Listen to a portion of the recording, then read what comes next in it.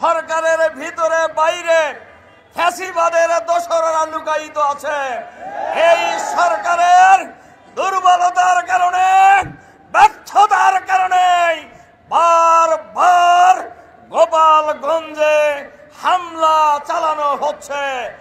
কথা খুবই পরিষ্কার, জুলাই বিপ্লবে হাজার হাজার মানুষ জীবন দিয়ে, রক্ত দিয়ে, লক্ষ লক্ষ মানুষ বছরের পর বছর কারাবরণ করে কারাগারে নির্যাতিত হয়ে আমরা সবাই মিলে ঐক্যবদ্ধভাবে আমরা এই বাংলাদেশকে ফ্যাসিবাদ মুক্ত করেছি। এই বাংলাদেশের মানুষ নতুন বাংলাদেশ পেয়েছে। সেই বাংলাদেশে এখনো মিটিংয়ে হামলা করা হয়। এই হামলা কারা করছে? এটা সরকারের দায়িত্ব ছিল এই হামলাকারীদেরকে চিহ্নিত করে গ্রেপ্তারের ব্যবস্থা করা। আমরা শুরুতেই বলে আসছি, সরকারের ভিতরে বাইরে ফ্যাসিবাদের দোসররা লুকায়িত আছে। এই সরকারের দুর্বলতার কারণে, ব্যর্থতার কারণে বারবার গোপালগঞ্জে হামলা চালানো হচ্ছে, গাড়ি পোড়ানো হচ্ছে। সরকারেরা জানে, কিন্তু সরকারের ওই অঞ্চলের যারা দায়িত্বে আছেন তাদের কাজটা কি?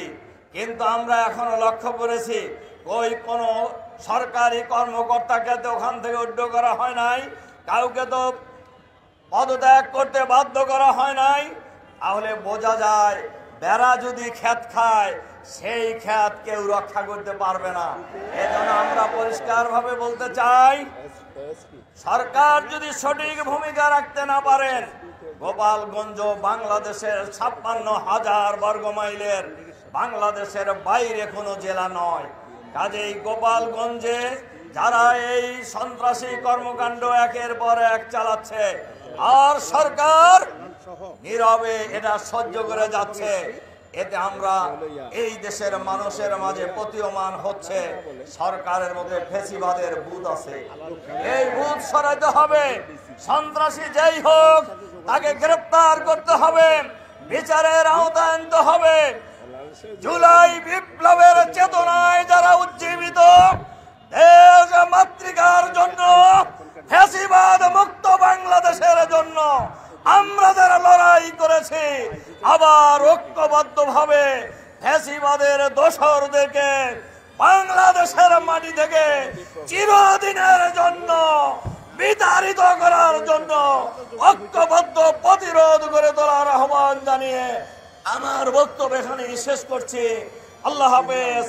বাংলাদেশ জিন্দাবাদ।